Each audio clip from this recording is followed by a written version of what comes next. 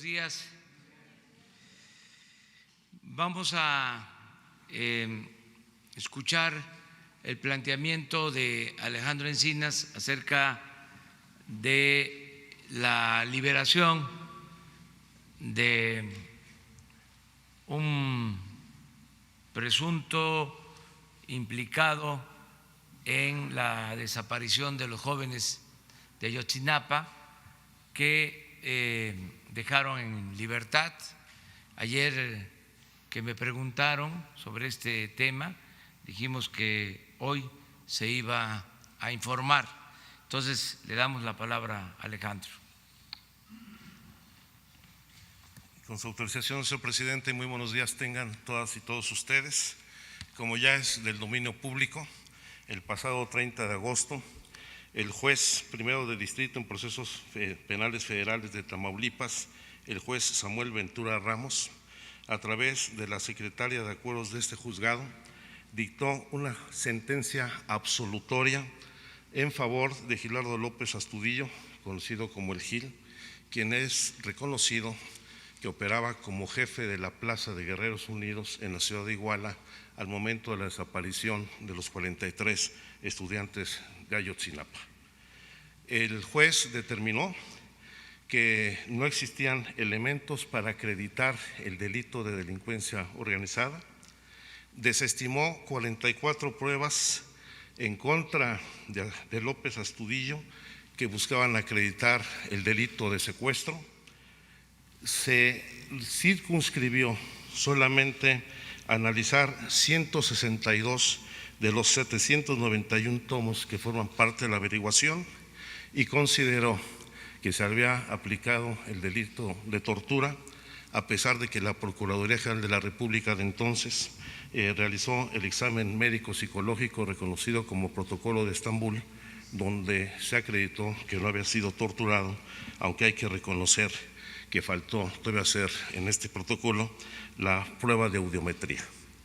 Este es un precedente muy grave, es una sentencia absolutoria de uno de los principales perpetradores del delito de la desaparición forzada y lamentablemente no es el único caso, sino que además de que sentará precedente para que se puedan establecer sentencias absolutorias a los demás implicados, viene a fortalecer una tendencia que ya se había venido registrando con la libertad de otros detenidos en el caso de Ayotzinapa. Vamos a hacer rápido una recapitulación. Ustedes recordarán cómo entre el 26 de septiembre del 2014 y el 30 de agosto del 2018 se consignaron 169 personas, de las cuales fueron detenidas 142, particularmente civiles vinculados al cártel de Guerreros Unidos de la región, así como policías municipales de Iguala y de Cocula. Los delitos fundamentales que se les fincaron entonces fue el de delincuencia organizada vinculada con delitos a la salud, los delitos previstos en la Ley Federal de Armas y Fuegos y el de la Ley de Secuestro. De las 142 personas detenidas, la Procuraduría General de la República entonces procesó a 70 personas por el delito de secuestro a los normalistas. Sin embargo, a lo largo de estos años, el proceso judicial que han seguido estos detenidos, que se había basado en 107 pruebas recabadas por distintas averiguaciones previas, el día de hoy solamente subsisten como pruebas 44 de las 107. Y eso vale la pena destacar que son fundamentalmente detenciones que han ido excluyendo de las pruebas las detenciones de falsa flagrancia. Se ha desestimado la comisión en 22 detenciones ilegales por forma irregular, en 29 casos de tortura y distintos casos de dilación indebida en la puesta a disposición. ¿Qué ha significado esto?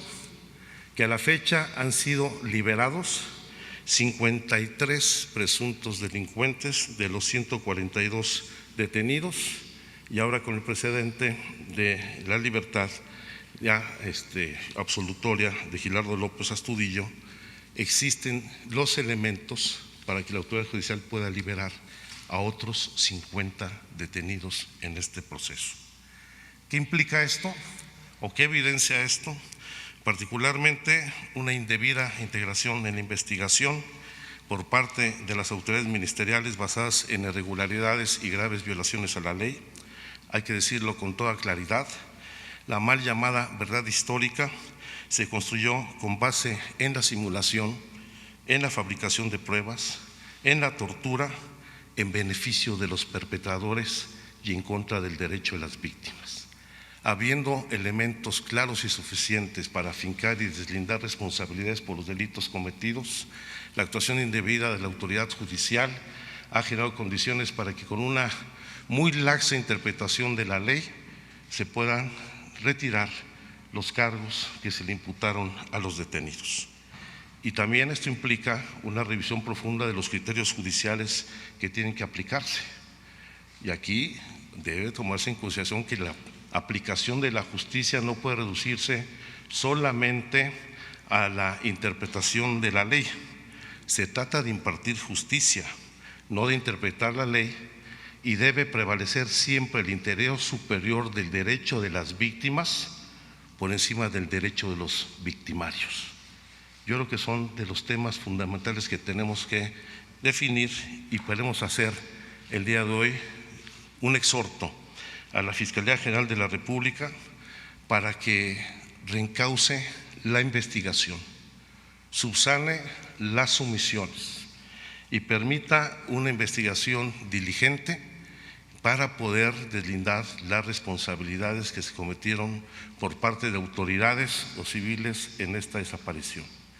Y queremos anunciar que por instrucciones del Presidente de la República iniciaremos ante la Fiscalía General de la República y el Consejo de la Judicatura Federal los recursos legales correspondientes para que se inicie la investigación de los funcionarios de la Fiscalía General de la República y de los jueces en el caso del Poder Judicial Federal para deslindar las responsabilidades en estos casos donde, en lugar de garantizar el derecho a la verdad y la justicia de las víctimas, se está generando un pacto que favorecerá el silencio y la impunidad en la comisión de este delito.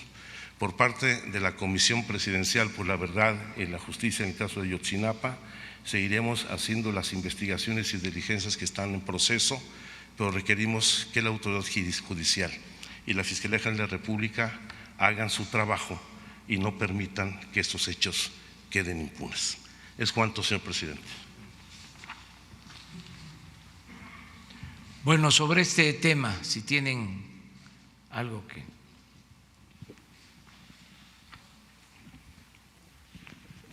Buenos días a todos. Alberto Morales, del periódico El Universal. Subsecretario, para preguntarle si en este reencauzamiento y en estas investigaciones que está pidiendo tanto a la Visitaduría como al Consejo de la Judicatura, se incluye, por ejemplo, en la parte de la PGR a quien fue su titular y también a quien llevó la investigación, a Tomás Herón y a Jesús Murillo Caram. Sí, hay que recordar que ya la Visitaduría de la propia Fiscalía General de la República inició un procedimiento contra Tomás Herón por haber actuado indebidamente en todo el proceso de investigación del caso de Ayotzinapa, y esto derivará, sin lugar a dudas, en el fincamiento y deslinde de responsabilidades, no solamente contra él, sino con los funcionarios que resulten responsables de haber alterado el debido proceso en esta investigación. Sí. Buenos días, Antonio López, del periódico La Razón. Preguntarle, subsecretario, la CNDH en su último informe había señalado que 8 personas fueron torturadas. De esas 8 personas, el Gil, Gabriel León Villa, el Gaby y Felipe Rodríguez Salgado fueron liberados. Cuando la CNDH da a conocer este informe, la PGR, la entonces PGR, dice que de esas 8 personas solo una había sido torturada. Sin embargo, de esas 8, 3 ya fueron liberadas. Esto sienta precedente, tal como usted lo dijo, para que las 5 personas que aún permanecen detenidas puedan quedar en libertad. Eso por una parte, y también preguntarle si el motivo principal de la liberación fue pues estos actos de tortura. Además, estas 8 personas pues es una parte, porque hay 28 más que, de acuerdo con esta investigación, recibieron tratos crueles e inhumanos. por esta fincación de responsabilidad a través de tortura, ¿podrían quedar libres también estas personas? Gracias. No solamente esas 5 personas, sino las 50 que actualmente se encuentran bajo proceso. Y no solamente por el delito de tortura, porque lo que desestimó el juez fundamentalmente fueron las pruebas que lo vinculaban a los delitos de delincuencia organizada y secuestro. Ese es el tema fundamental. Gracias. Muy bien. Sí.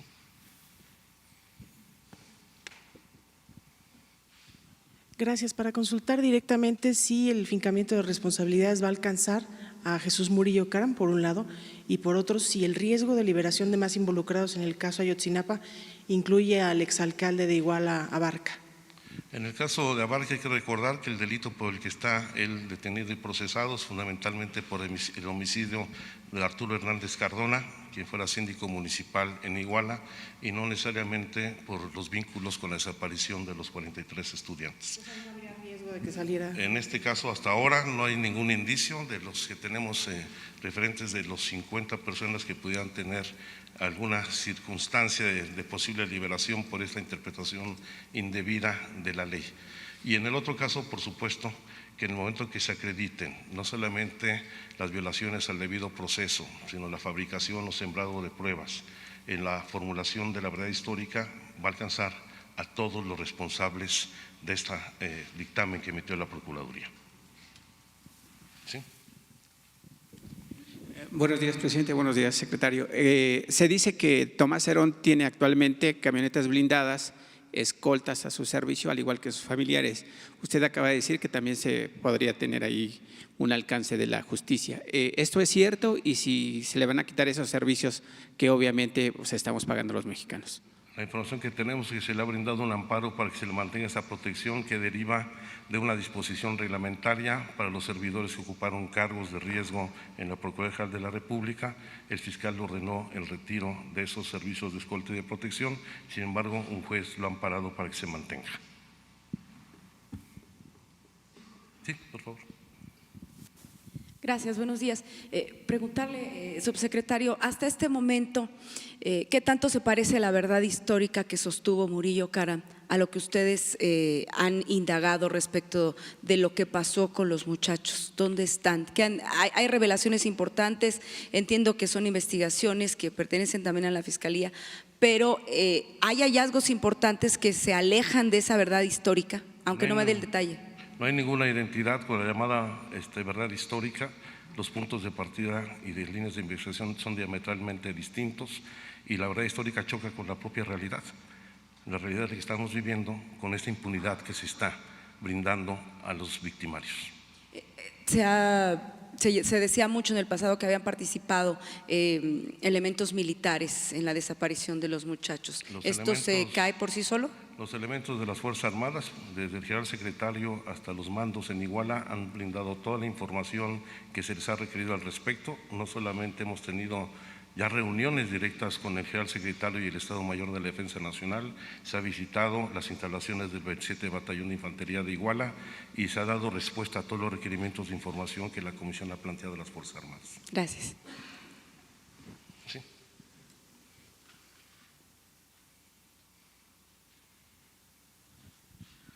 Hola, yo quería preguntar un poco en relación también al informe que se dio sobre las fosas. Si se entiende el hecho de que Ayotzinapa es un hecho emblemático, porque los otros 40,000 desaparecidos no son desaparecidos que tenían una situación social que no les permitía tener una voz. Ahora los colectivos tratan de darles una voz, pero el crimen organizado llegaba a los pueblos, imponía su ley a sangre y fuego, resolvía las cosas matando a la gente o llevándosela para que trabajara para ellos, y la gente no tenía ninguna defensa. En cambio, la situación en Ayotzinapa, que pudo derivar en lo mismo, cambió porque se volvió un hecho político. Y los desaparecidos de Ayotzinapa son desaparecidos políticos, no solo sociales. Entonces, el hecho de Ayotzinapa es emblemático. si en este hecho no se hace justicia, si en este hecho no se logra separar el poder del Estado del poder del crimen organizado, por así decirlo, en el ámbito judicial, ¿qué esperanza tienen los demás desaparecidos? Nosotros no vamos a cejar en nuestro esfuerzo y nuestra responsabilidad por esclarecer los hechos de Ayotzinapa, como también mantendremos todo el apoyo a las víctimas de desaparición forzada en el país, independientemente de la investigación del caso de Ayotzinapa. Gracias. Y una pregunta más, no está directamente relacionada con el caso, pero si se está trabajando ya en el proceso de la ley de amnistía o se piensa seguir con el proceso de liberación, digamos, revisando caso por caso. Se está trabajando en el proyecto de ley de amnistía. Gracias. La última. El informe del Alto Comisionado de Naciones Unidas habla de una doble injusticia en México y cuestiona los avances en las investigaciones, y por su parte el diario alemán Frankfurter Allgemeine Zeitung dice que en México prevalece el orden establecido por Francisco Sagún Baca. ¿Qué respondería ante ello, señor subsecretario? Pues prevalece fundamentalmente en el ámbito de la impartición de justicia, y ese es un hecho evidente. Aquí lo que estamos debatiendo hoy, si bien es el respeto pleno a los derechos humanos, es la prevalencia del interés superior de las víctimas de violaciones graves a derechos humanos por encima de los derechos de los victimarios. Y eso tiene que entenderlo el Poder Judicial, porque lo que tiene que hacer es impartir justicia, no malinterpretar discrecionalmente la ley. Entonces, ¿habría que recurrir a la judicatura, señor subsecretario, para condenar a esos malos jueces o ministros de la Corte? Es la instrucción del Presidente de la República e iniciaremos los procesos de investigaciones correspondientes con jueces, ministerios públicos y los funcionarios responsables de la Fiscalía General de la República. Va a ser de inmediato.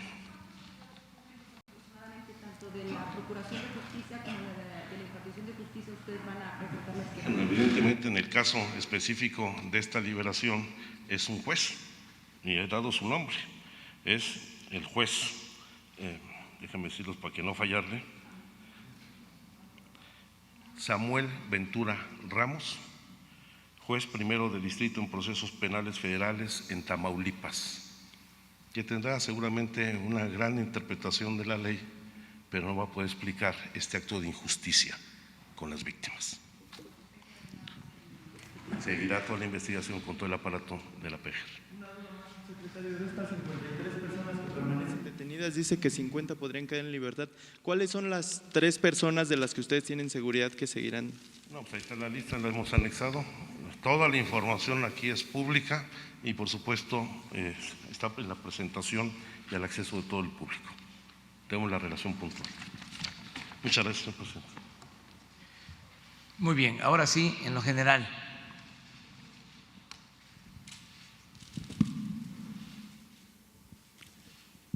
Buenos días, presidente. Jocelyn Gutiérrez, de Político.mx. Para preguntarle, ayer Jorge Winkler fue removido como fiscal de Veracruz. Él responsabilizó a usted y al gobierno de Cuitláhuac García de lo que le pudiera pasar. Queremos preguntarle, ¿qué le responde? ¿Esto tiene que ver con el quién es quién en la justicia? Y si me permite realizarle 2 preguntas más, por favor. Mire, nosotros somos respetuosos de las autonomías, de las independencias de otros poderes, en este caso de las fiscalías estatales.